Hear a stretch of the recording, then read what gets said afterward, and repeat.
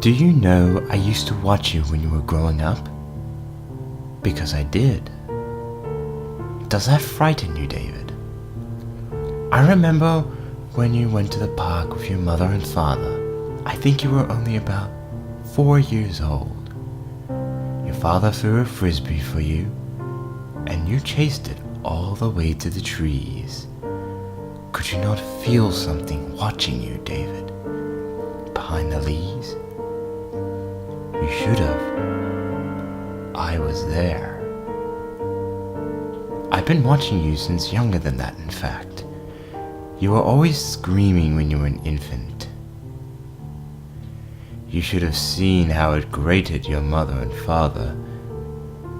They always quietly thanked their lucky stars when you weren't there. Don't misunderstand me here. They loved you dearly. Of course they did. But love is not a sword with a single edge, is it, David? I think that's a subject you have a lot of insight into. I was never quite involved when you were growing up. Just a whisper, skirting around the foyer, but I was still there. You never forgot those early nightmares, did you? I was there when you first met Annie, too. When you fell into each other getting off the bus and began talking. I wonder if I remember how vivid her smile was back then better than you do. Her hair was so red back then, wasn't it? So much like fire I could read by its light. I allowed myself to touch it once. Just once. Annie was making you dinner. It was your anniversary. The two of you had just come downstairs. You were in the living room. So I stood behind her and I stroked her hair. It was only for a second. She looked around and never saw a thing. She never told you this because she thought it was nothing. But it wasn't. It was me. How angry does that make you, David? You never thought I could touch other people, did you? I could have choked Annie on my fist at any moment in any day, and you would never have known it was me. I know she became your sanity towards the end. The place which you brought all your fears, all your earthly weights you bore, and tucked them away behind her so you would never have to look again. But Annie looked. Annie looked at every memory, every moment of panic you brought onto her, and let herself gag and sputter on the nervous until she was just an extension of your doubts and nightmares. Perhaps that's why she became ill. It came as such a blessed relief to her. I didn't have to twist Annie to welcome death, because you did that to her yourself. I remember when you went to see her at the Chapel of Rest, how you promised you would never force these things you had seen onto Holly. You held her little hand, looking at Annie. Holly was far too young to know why her mother was in a box and not by her side. When you took her home, you both sat in Annie's chair and you tried to tell your 4-year-old daughter that her mother was dead. I was standing right behind you. I don't think Holly ever really understood all the things you eventually confessed to her. You would sit her down on certain evenings when your eyes were especially bloodshot and you hadn't washed in some time. When even a child could tell you hadn't slept all night. She would sit by the fire and try to see her father and the man that was sitting before her. Let's pretend, for sake of saving time, that she could.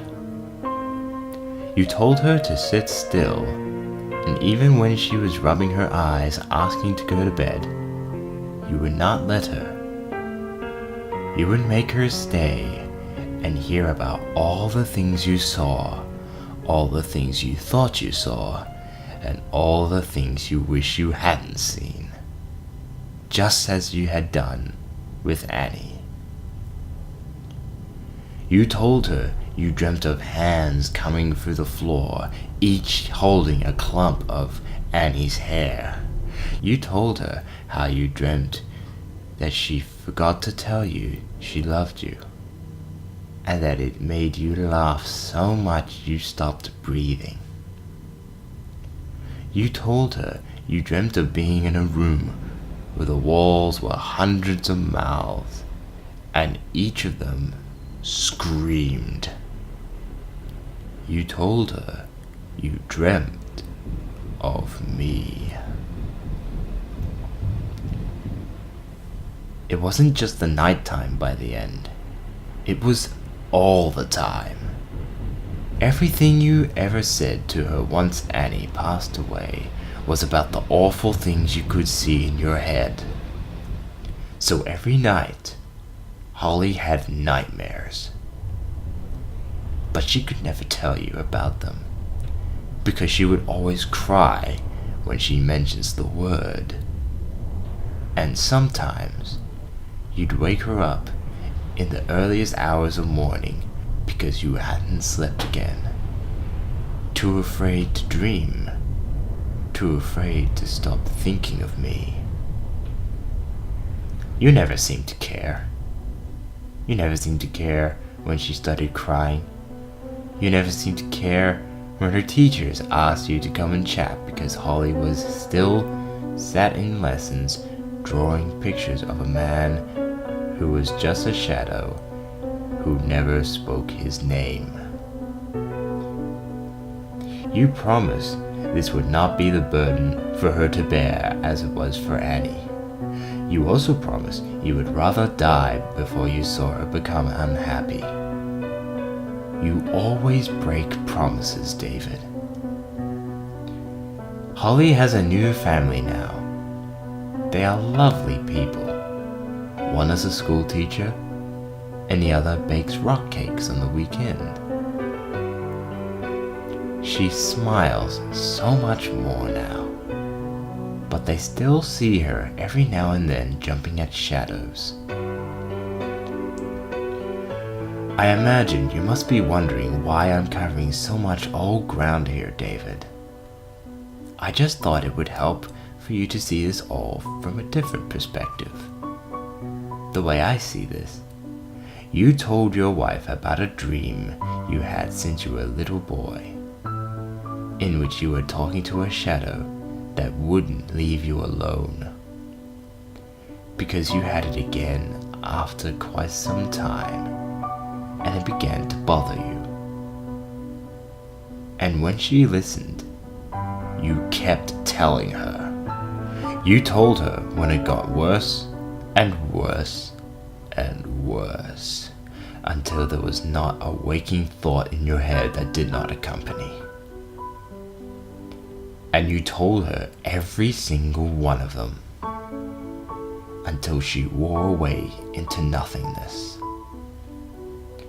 So when she passed away, you had no one to tell but your infant daughter. So tell her you did. You tortured the people you loved because you yourself were tortured. You passed on your terror like a disease. Most people would take a more judgmental stance on this. I, however, will never judge you. You have no need to fear on that score. Do you remember that time we spoke? You must have. It only happened once, in a church. I think you thought you were safe there, in the house of God. But I am not the devil, nor am I his servant. A wall with a cross, is just a wall to me. But how would you have known? It was a few months after Annie died. You sat with your head bowed in the empty hall, and for the first time, you thought you had found some peace. Why did you ever think you had found some peace? "Hello, David," I said when I sat down next to you. "Thank you for not asking for who I am. I always hoped you wouldn't." "Why won't you leave me alone?" you said, your voice choked on tears. "Don't make me spoil the end of the story, David," I told you. "The ending is my favorite part. You'll understand me when you see it." "Why are you doing these things to me?" "Hush now, David. I only came here to say hello." I found it very sweet how you just kept quiet after that. Did it feel good to finally hear my voice? It has been close to 30 years now, after all. And that was the last time you saw me, if you recall. Before today, that is. I bet those 3 months just flew by. I think I shall go now. It's getting awfully late. You won't see me again, David. I just came to touch base on last time. Well, I say for the last time. Whatever will you do with all this calm now I'm gone? Of course, when did I say it would last forever? I give it 3 months until you start having nightmares again. 3 months until you start breaking furniture and crockery again out of frustration. 3 months until you go out and buy yourself a length of rope. So consider this a cooling off period. I'll be waiting, David. We have so much to talk about when you come to see me at the side of the wall. You, me, and all my friends. You'll scream when you see it. When the pieces of the puzzle all slot into place. When you hear the punchline at long last. I'm sure of it. And you'll cry. But I think you'll see sense, given time. And one thing we're gonna have this time.